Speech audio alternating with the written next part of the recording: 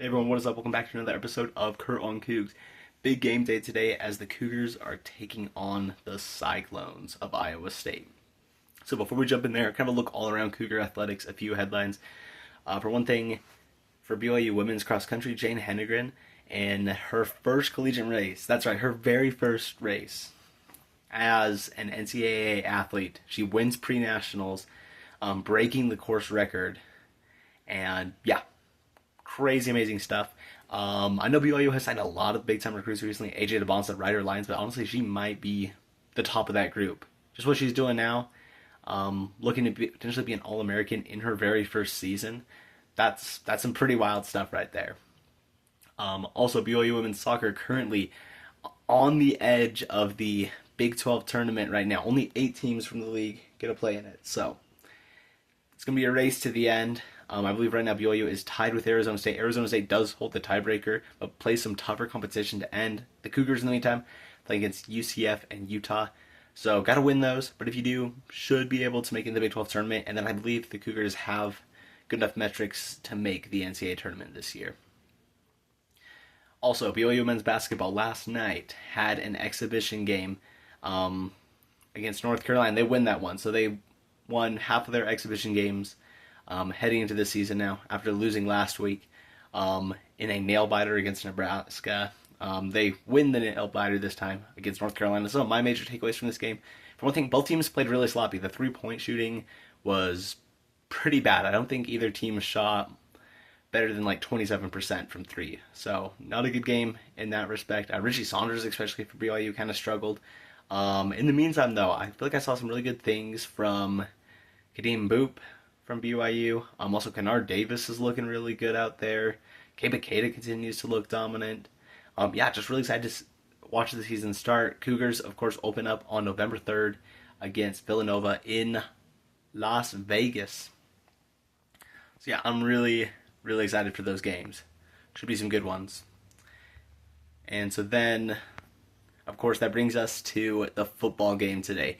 BYU taking on Iowa State. BYU undefeated. They're hot right now. Albeit 3 of their last 4 games being one-score contests. So they've been playing a little bit with danger, making it through all right so far. Iowa State started the season really hot. 5-game win streak.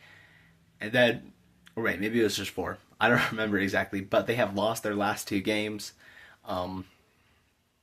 against Cincinnati and then Colorado. So, and this is a team that also has been doing all those losses for the last 2 weeks. Had 2 weeks to prep for this Cougar team. So that definitely always makes me a little bit nervous. Also, this is a team BYU has never beat, albeit other than their 2023 matchup, the most recent game was back in 1974. So it has been a while since these two teams, played consistently. So, yeah, ultimately, this is a big game, of course, for the Cougars, especially as they're about to enter a bye week before the home stretch of their season. BYU currently the only undefeated team in the Big 12. So just got to keep on winning, and if so, some pretty good things can happen. All right, so looking at when Iowa State has the ball on offense, they honestly have pretty similar offense to BYU. Great running backs. Most of their plays are running plays, and they use that really well to set the play action. One thing that's a little unique about them is they love to use their tight ends.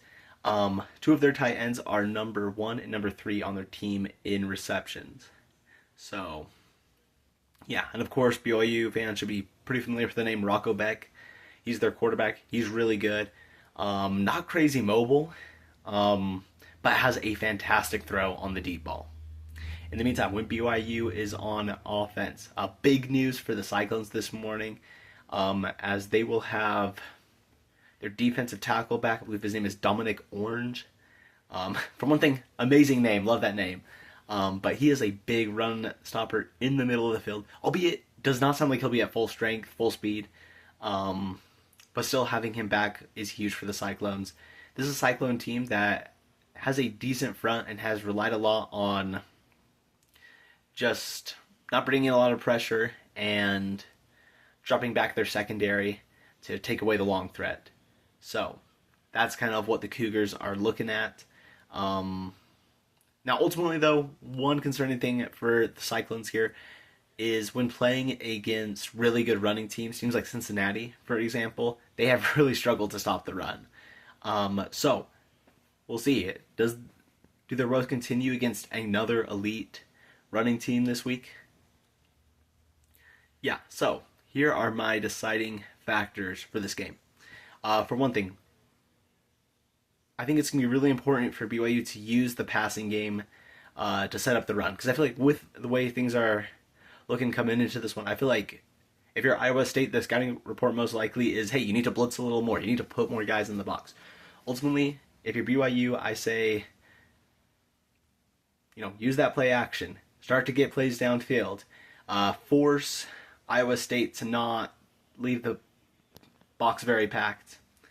And if you can do that, then I feel pretty good about the Cougars' chances on consistently moving the ball against the Cyclones. In the meantime, on defense, like I talked about earlier, Iowa State has that pair of really good tight ends.